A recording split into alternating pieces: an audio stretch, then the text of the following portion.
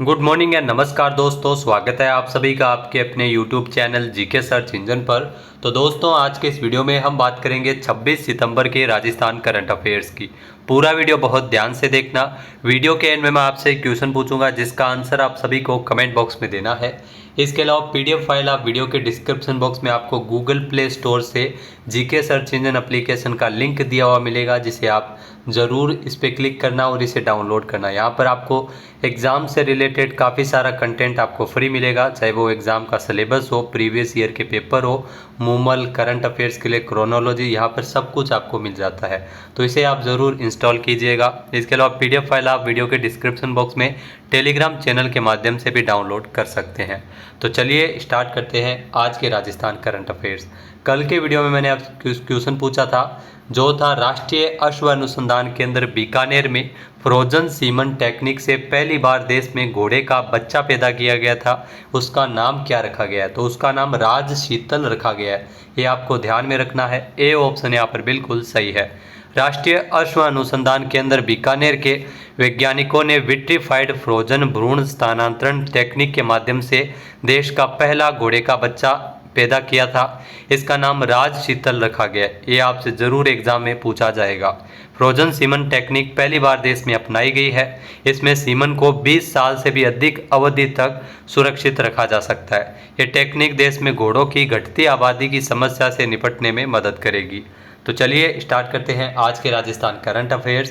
पहला क्वेश्चन है, भारत सरकार के नेशनल बुक ट्रस्ट की ओर से 20 से 26 तक, जी हाँ 20 से 26 सितंबर तक 7 दिवसीय पुस्तक मेले का आयोजन कहाँ किया जा रहा है? तो 20 से 26 सितंबर तक ये 7 दिवसीय पुस्तक मेला जो उदयपुर में आयोजित हो रहा है, यानी कि ए ऑप्शन यहाँ पर बिल्कुल सही है। नेशनल बुक ट्रस्ट की ओर से इस मेले का आयोजन किया जा रहा है। आइए जानते हैं इम्पोर्टेंट फैक्ट्स। तो भारत सरकार के नेशनल बुक ट्रस्ट की ओर से नई दिल्ली एवं सूचना एवं जनसंपर्क कार्यालय उदयपुर के तत्वावधान में 20 से लेकर 26 सितंबर तक 7 दिवसीय पुस्तक मेले का आयोजन किया जा रहा है। भारत सरकार के शिक्षा मंत्रालय के अधीन राष्ट्रीय पुस्तक न्यास एनबीटी के द्वारा सूचना केंद्र सभागार में 20 से 26 सितंबर 2024 तक प्रबुद्ध पाठकों और विद्यार्थियों के लिए इस पुस्तक मेले का आयोजन हो रहा है।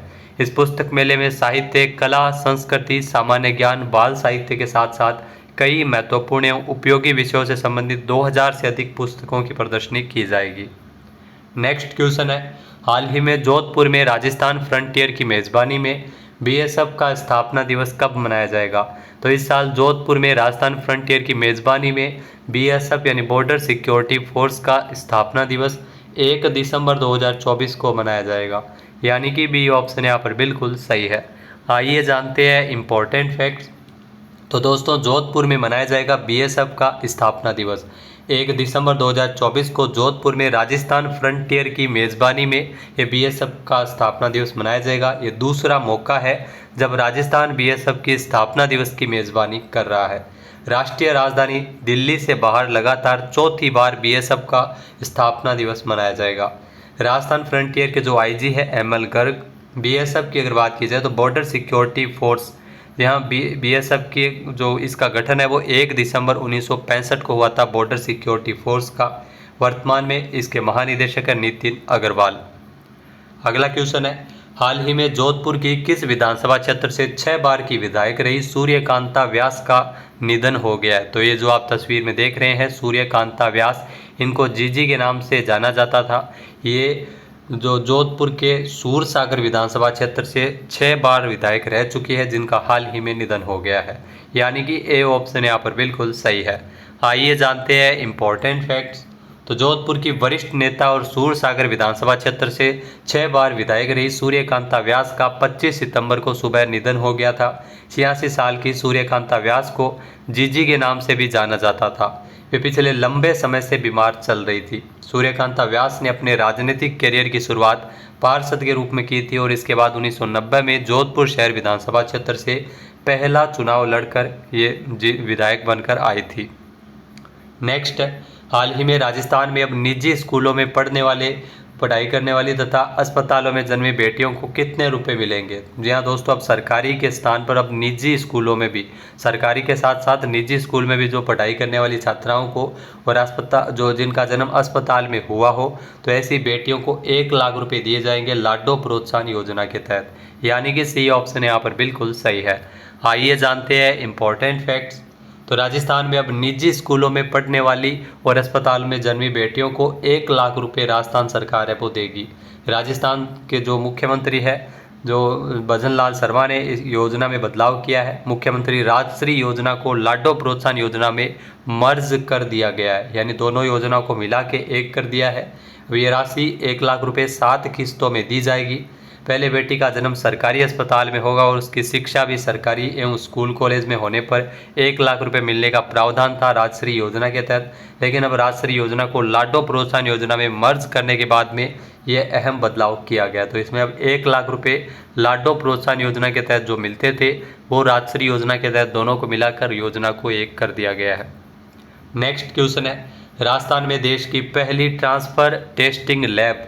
ट्रांसफार्मर टेस्टिंग लैब कहाँ स्थापित की जाएगी। तो ये ध्यान रखना, देश की पहली ट्रांसफार्मर टेस्टिंग लैब इसकी स्थापना की जाएगी जो जयपुर में, यानी कि ए ऑप्शन यहाँ पर बिल्कुल सही है।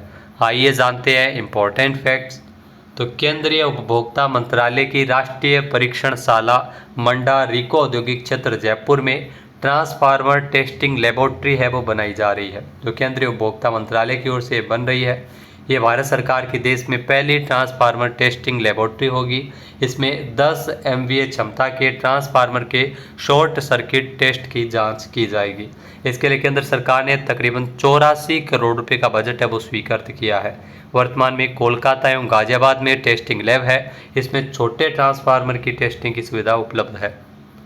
नेक्स्ट क्वेश्चन है, हाल ही में राजस्थान में राष्ट्रीय पोषण माह 2024 के अंतर्गत 10 सितंबर को शक्ति उत्सव का आयोजन कहाँ किया गया था। तो दोस्तों, राष्ट्रीय पोषण माह 2024 के अंतर्गत 10 सितंबर को शक्ति उत्सव का आयोजन जयपुर में हुआ था, यानी कि ए ऑप्शन यहाँ पर बिल्कुल सही है। आइए जानते हैं इंपॉर्टेंट फैक्ट्स। तो महिला एवं बाल विकास विभाग के द्वारा राजस्थान में राष्ट्रीय पोषण माह 2024 के अंतर्गत 10 सितंबर को शक्ति उत्सव का आयोजन राजस्थान इंटरनेशनल सेंटर जयपुर में किया गया था। उप मुख्यमंत्री दिया कुमारी ने इस उत्सव को संबोधित करते हुए जो कहा था कि महिला सशक्तिकरण और स्वावलंबन राष्ट्र निर्माण का आधार है। इस अवसर पर दिया कुमारी ने पोषण और स्वास्थ्य से संबंधित जागरूकता बढ़ाने के उद्देश्य से सुरक्षित माँ स्वस्थ बच्चा जागरूकता अभियान का भी शुभारंभ किया था। नेक्स्ट क्वेश्चन है, राजस्थान के युवाओं में नशे की बढ़ती लत को ध्यान में रखते हुए कितने जिलों में नशा मुक्ति केंद्रों की स्थापना की जाएगी। तो राजस्थान के 10 जिलों में नशा मुक्ति केंद्रों की स्थापना होगी, यानी कि ए ऑप्शन यहाँ पर बिल्कुल सही है। आइए जानते हैं इंपॉर्टेंट फैक्ट्स। तो राजस्थान के युवाओं में नशे की बढ़ती लत को ध्यान में रखते हुए श्री गंगानगर, हनुमानगढ़, जैसलमेर और बाड़मेर सहित 10 जिलों में 25-25 बेड की क्षमता के नशा मुक्ति केंद्रों की स्थापना की जाएगी। इस टोटल अगर इस नशा मुक्ति केंद्रों की अगर बात की जाए तो इसमें 10 करोड़ रुपए का व्यय है वो इन पर किया जाएगा। नेक्स्ट क्वेश्चन है, हाल ही में देश में पहली बार राजस्थान के किस जिले में विषाणु युद्धाभ्यास का आयोजन किया गया था। तो पहली बार राजस्थान के अजमेर में विषाणु युद्धाभ्यास आयोजित हुआ था, यानी कि सी ऑप्शन इस क्वेश्चन का बिल्कुल सही हो जाएगा। आइए जानते हैं इंपॉर्टेंट फैक्ट्स। तो केंद्रीय स्वास्थ्य एवं परिवार कल्याण मंत्रालय ने देश में पहली बार राजस्थान के अजमेर जिले में विषाणु युद्धाभ्यास का आयोजन है वो किया है। यह अभ्यास 27 अगस्त से लेकर 31 अगस्त तक आयोजित किया गया था। राष्ट्रीय एक स्वास्थ्य मिशन के अंतर्गत जो यह देश में अपनी तरह का पहला अभ्यास था। इसका उद्देश्य मानव स्वास्थ्य, पशुपालन और वन्य जीव के क्षेत्रों के विशेषज्ञों से बनी राष्ट्रीय संयुक्त प्रकोप प्रतिक्रिया टीम की तत्परता और तैयारी का मूल्यांकन करना था। अगला क्वेश्चन है, हाल ही में जारी एशिया पावर इंडेक्स में भारत की रैंकिंग क्या है। तो ध्यान रखना, एशिया पावर इंडेक्स हाल ही में जारी किया गया था। इसमें भारत का 3रा स्थान है, यानी कि सी ऑप्शन इस क्वेश्चन का बिल्कुल सही है। आइए जानते हैं इंपॉर्टेंट फैक्ट्स। तो ऑस्ट्रेलियाई थिंक टैंक लोबी इंस्टीट्यूट के द्वारा हाल ही में एशिया पावर इंडेक्स जारी किया गया था, जिसमें भारत ने जापान को, ध्यान रखना, जापान को पीछे छोड़ते हुए 3रा स्थान भारत ने हासिल किया है। एशिया पावर इंडेक्स में अगर बात की जाए तो एशिया में विभिन्न देशों के प्रभाव का मूल्यांकन किया जाता है। संयुक्त राज्य अमेरिका और चीन पहले और दूसरे स्थान पर थे, तीसरा स्थान भारत का रहा है। नेक्स्ट क्वेश्चन है, विश्व फार्मासिस्ट दिवस हाल ही में कब मनाया गया है? यहाँ दोस्तों विश्व फार्मासिस्ट दिवस हाल ही में 25 सितंबर को मनाया जाता है, यानी कि सी ऑप्शन यहाँ पर बिल्कुल सही हो जाएगा। आइए जानते हैं इम्पोर्टेंट फैक्ट्स। तो विश्व फार्मासिस्ट दिवस हर साल 25 सितंबर को मनाते हैं। यह दिवस स्वास्थ्य सेवा में फार्मासिस्ट के योगदान को वैश्विक मान्यता देने के लिए मनाया जाता है। इंटरनेशनल फार्मास्यूटिकल फेडरेशन FIP ने साल 2009 में इस्तांबुल तुर्की में एक सम्मेलन के दौरान आधिकारिक तौर पर विश्व फार्मासिस्ट दिवस को मनाए जाने को लेकर मान्यता दी गई थी। अब बात करते हैं आज के हमारे क्विज के, जिसका आंसर आप सभी को कमेंट बॉक्स में देना है। तो आज का क्विज है, हाल ही में राजस्थान से किसे राष्ट्रमंडल संसदीय संघ भारत क्षेत्र की कार्यकारी समिति का सदस्य बनाया गया है? एक बार फिर से सुनिएगा, हाल ही में राजस्थान से किसे राष्ट्रमंडल संसदीय संघ भारत क्षेत्र की कार्यकारी समिति का सदस्य बनाया गया है? सही आंसर आपको कमेंट बॉक्स में देना है। और अगर ये वीडियो आपको पसंद आए तो इसे लाइक और शेयर, जी हाँ दोस्तों, लाइक और शेयर करना बिल्कुल ना भूलिएगा। चैनल पे नए जुड़े हो, सब्सक्राइब नहीं किया है तो अभी सब्सक्राइब बटन पे क्लिक करें। इस वीडियो की जो PDF फाइल है वो आप वीडियो के डिस्क्रिप्शन बॉक्स के माध्यम से डाउनलोड कर सकते हैं। क्वेश्चन का आंसर आप वोट करके भी कर सकते हैं। वीडियो देखने के लिए धन्यवाद। जय हिंद, जय भारत, जय राजस्थान।